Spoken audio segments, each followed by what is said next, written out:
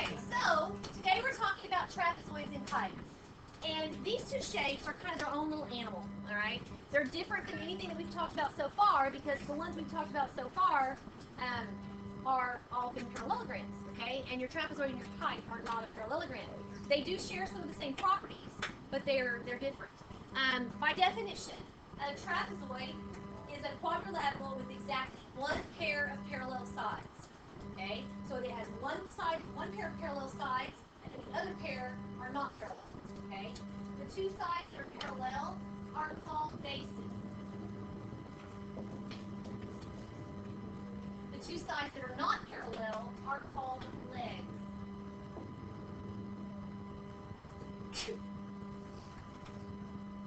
And then you have two pairs of base angles, angle A and angle B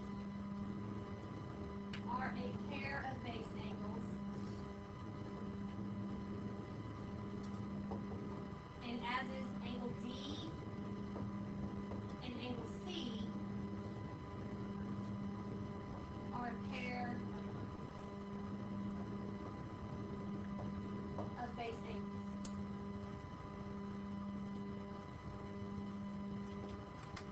Then we have another pair of angles, angle A and D. What kind of relationship would angle A and angle D have? What? Well, AD is a leg and BC is a leg. I'm talking about the angles A and D. These are parallel lines. This is a transversal. So what relationship are A and B going to have? They're going to be supplementary. So angle A and angle D are supplementary. One of you may have said that. I just didn't hear you. You were right. Okay. So angle A and angle D are supplementary, and the same would be true about angle B and angle C are also supplementary. So those are the parts of just like a generic trapezoid. Now we have a special type of trapezoid called the isosceles trapezoid. And in the isosceles trapezoid, the legs are congruent. So AB is congruent to BC. What else? Just like above, but those legs are congruent. And it also has some other special properties. If a trapezoid is isosceles, then both pairs of base angles are congruent. So my angle D and my angle C are going to be congruent because that's a pair of base angles. And my angle A and my angle B are going to be congruent because that's a pair of base angles.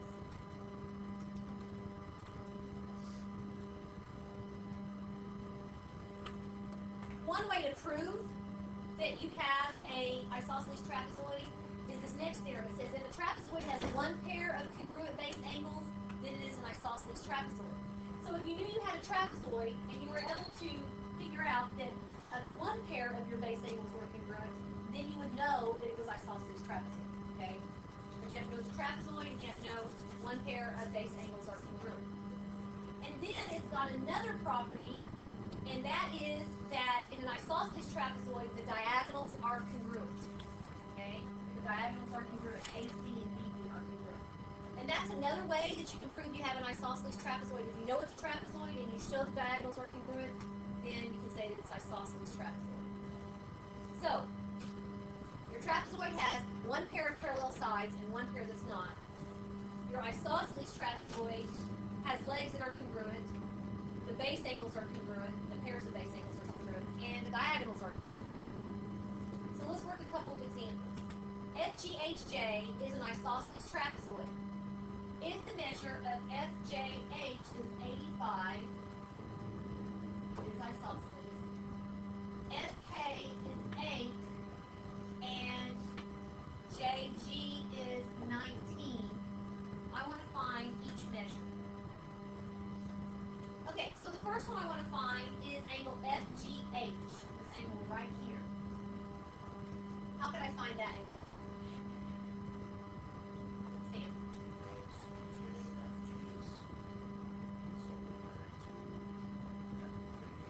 Okay, so these two angles are supplementary, so this would be 95. Okay. Right, and then those two angles are congruent to each other. Good. So FGH is 95 degrees. Good. Okay, how about KH? Well, piece right here.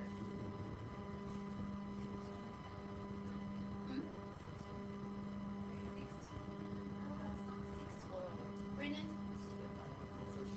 the diagonals are congruent, so this right here is 19. And so then what would you do?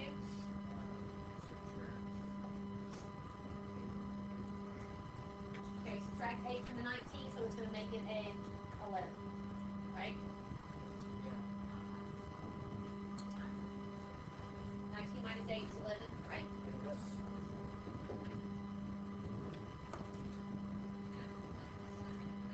Okay, now this next one is probably one of the more lengthy problems, okay? This one, it says quadrilateral ABCD has the following vertices, and I've already graphed it. Show that ABCD is a trapezoid and determine whether it is an isosceles trapezoid. Okay, so to verify that it's a trapezoid, what do I have to do? What do I have to look at? Well, that might tell me if it's isosceles. I have to determine if it's a trapezoid first, Brennan. Okay, I have to determine if the bases are parallel and the legs are not, right? So I have to really look at the slope of all four sides because I have to show the bases are parallel and the legs are not. All right, so I'm just going to find the slope and we're going to go all the way around, okay? So we want to find the slope of AB. We'll start with it. And so we have 4 minus 5 over negative 3 minus 2. That's negative 1 over negative 5, which is a positive 1/5. Then, the slope of BC, we want to find it. So that would be 5 minus 3 over 2 minus 3. That is 2 over negative 1, which is negative 2. Continue around, the slope of CD, that would be 3 minus 0 over 3 minus a negative 1. That's 3/4. And then the slope of AD, that would be 4 minus 0 and negative 3 minus a negative 1. So that would be 4 over negative 2, which is negative 2. So what does that tell me? Okay, why? BC, what's true about BC and AD? They're parallel because they have the same slope. So BC is parallel to AD, okay? But what's true about AB and CD? They're not parallel, right? Okay, so AB is not parallel to CD. So, because of that, I can say that ABCD is a trapezoid. Okay, so that takes care of the first part. We know it's a trapezoid. Now, what else do we need to determine? If it's isosceles, right? Okay, so what can I look at to determine if it's isosceles? Look at the diagonals. The diagonals need to be congruent. What else can we look at? The legs. And we could use to show the legs were congruent. Both of them involve distance formulas, so it doesn't really matter, which one we do. So he wants to do the diagonals, and we'll do that. So we need to look at the length of BD, which is one diagonal, and the length of AC, which is the other. Okay. It's actually really good at distance and the slope and the midpoint by the time this chapter is over with, right? Alright. So BD, I'm going to do 2 minus a negative 1 quantity squared and 5 minus 0 quantity squared. That's going to give me 3 squared plus 5 squared, which is 9 plus 25, which is square root of 34.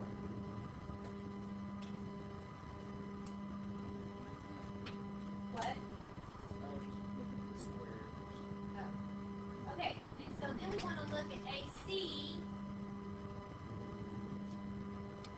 And so that would be negative 3 minus a negative 3 quantity squared plus 4 minus 3 quantity squared. And that would be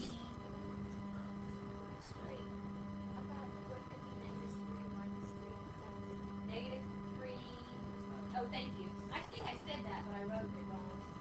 Because I wondered about that. Negative 3 minus 3. Thank you. Because I was thinking in my head that it was negative 6. I think I just wrote it down wrong. So negative 3 minus 3 and 4 minus 3. Okay. So you end up with negative 6 squared plus 1 squared, which is 36 plus 1, which is rounded to 37. So are those diagonals congruent? No.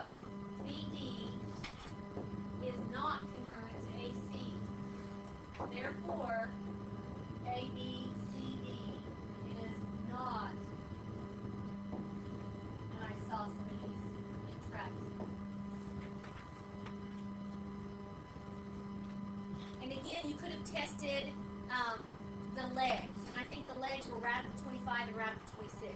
So they're not equal either. So that would have been another way that you could have done it. So you could look at the legs or the diagonals to determine the isosceles. All right. So a couple more things about the trapezoid. Okay? The trapezoid has what's called a median or a midsegment. Remember, the median of a triangle goes from the vertex to the midpoint of the opposite side. The median of a trapezoid, also called the midsegment, I think they call it the midsegment. One book calls it one thing, one book calls it another. But it's a segment that joins the midpoints of the legs of the trapezoid. So if you connect the midpoint of one leg to the midpoint of the other, that segment is called the midsegment. So like I said, some books call it the median.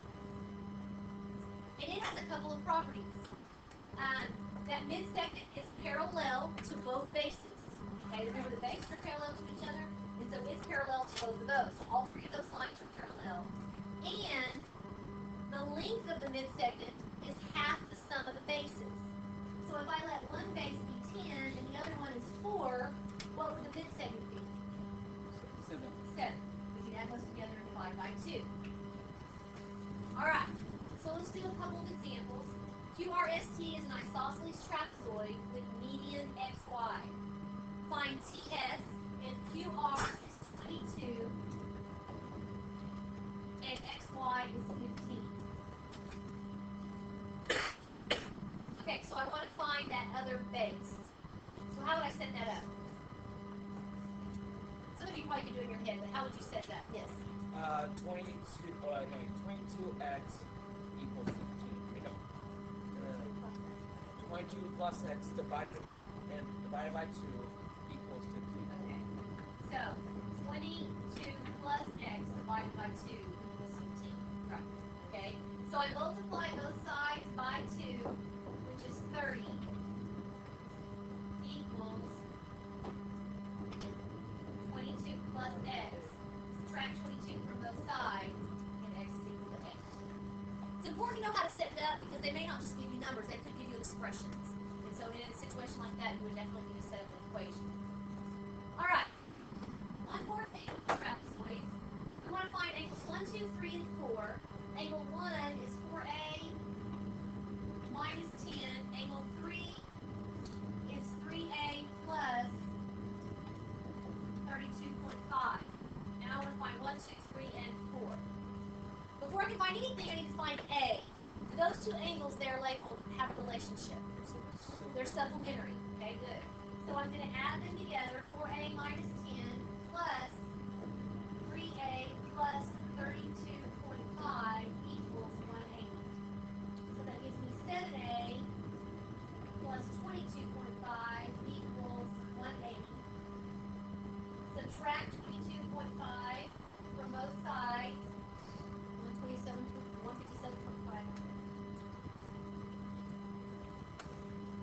157.5. And then divide that by 7. And so A is 22.5.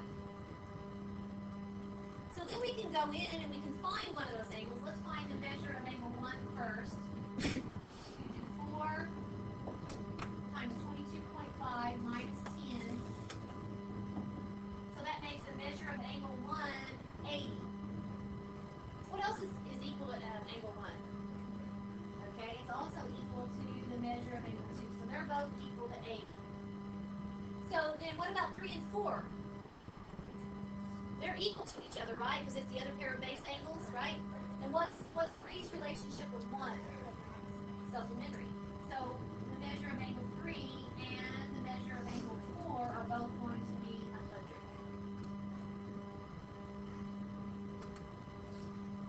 100. Okay, we're almost done. This next little bit's not very long. This next little shape here, our last shape, is the kite. I didn't even teach about kites a couple of years ago. It's kind of just come about more lately. But the definition of a kite is a quadrilateral with exactly 2 pairs of consecutive congruent sides. So that means that 2 sides in a row, 2 pairs, and in a row, like PQ and QR are congruent, and then RS and SP are congruent. Opposite sides are congruent, that make it a parallelogram. It's not a parallelogram, okay? But you have a pair of consecutive, 2 pairs of consecutive sides. So that's what a kite is. And so a couple of special characteristics about it. If a quadrilateral is a kite, then its diagonals are perpendicular. Okay, the diagonals are perpendicular. So PR is perpendicular to QS. Is there another quadrilateral with perpendicular diagonals? The rhombus and the square. But those are parallelograms, right? And that's why it's important when you're proving that it's that shape that you know it's a parallelogram first, because this has perpendicular diagonals also, okay, but it's a kite. All right, so that's true about the kite. And then there's another theorem that says if a quadrilateral is a kite, then exactly 1 pair of opposite angles is congruent. So they have 1 pair of opposite angles congruent. And the angles that are congruent are always the ones that are joined by the 2 sides that are different. What you really have going is basically 2 isosceles triangles stacked on top of each other. And remember that if these are congruent here, your base angles are congruent, right? And these 2 are congruent. So if you add these 2 together, the 1 and the 2 arc, and the 1 and the 2 arc, those are going to be the same, right? So it's always, the angles that are congruent are always the ones that are connected by the 2 sides that are different, okay, as you can see right here. Alright, so if FGHJ is a kite, find the measure of GFJ. GFJ. So this is what I'm looking for right here. What do I know about this angle? It's congruent to GHJ. So both of these are the same, right? Okay? And what do I know about all the angles of a kite? They equal 360 degrees. So I can add them together instead of equal to 360. So I get 2x plus, if I add those other 2 angles together, I get 200 equals 360. And so we solve, subtract 200 from both sides, divide both sides by 2, and x is 80, which is the measure of angle GFJ. Alright, last but not least, WXYZ is a kite. Find ZY. So we're looking for this little guy right here. What do we know about the diagonals? They're perpendicular, right? And so what's created right here? Right angle, also a right triangle, right? And so if we know 2 sides of a right triangle, can we find the 3rd side? Yes, by using the Pythagorean theorem, which is a squared plus b squared equals c squared. Now remember, your c is always your hypotenuse, the longest side, which is across from the right angle. So that's what's unknown in this case. So I can do 8 squared plus 24 squared equals x squared. And so 64 plus 576 equals x squared. That's 640. 640 equals x squared. 620. What is that? No. 576 plus 64. 640. Okay, that's right. Alright. Take the square root of both sides. And it ends up being like 25.3, I believe.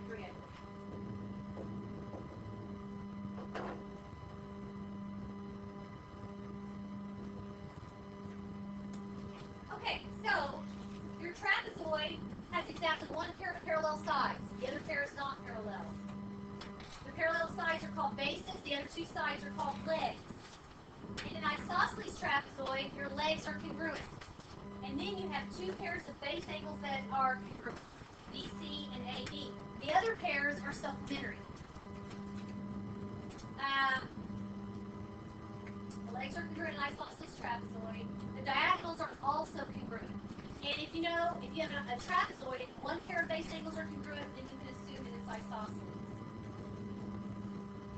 Remember, if you're going to verify, you have to look at the slopes of all four sides and show that two are parallel and two are not.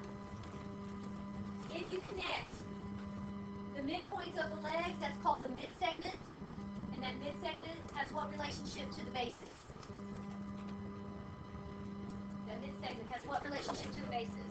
Parallel to and half the sum of the bases. Okay? Then we talked about the kite, and remember the kite has two pairs of consecutive sides that are congruent. So two sides in a row are congruent, and another two sides in a row. The diagonals are what? Perpendicular, and it also has what? One pair of opposite angles that are congruent. One pair of opposite angles that are congruent. All right. Last lesson of the year. Okay. Sorry it took so long, but it was just kind of lengthy. Page 444 is your assignment. Is this the last assignment? We